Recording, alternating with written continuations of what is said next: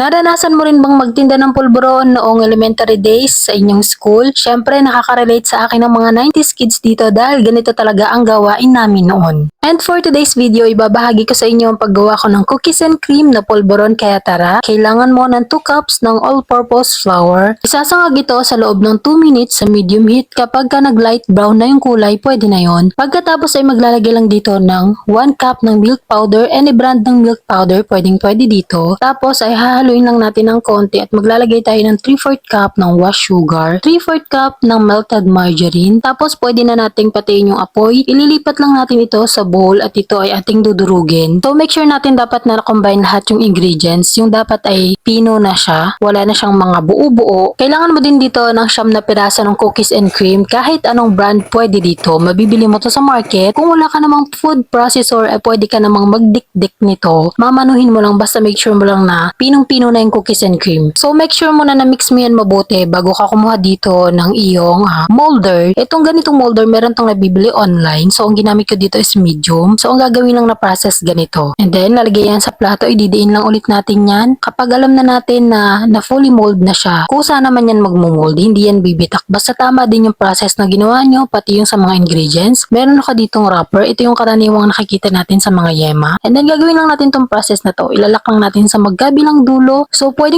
nyo tong pangtinda. Ang nagawa ko dito is 37 pieces. Kapag mas maliit yung molder nyo, mas marami kayong magagawa sa 37 pieces. Pwede nyo tong ipangbenta. So yung sangkap nito is nandito lang din sa description nitong video. Yun lang for today's video.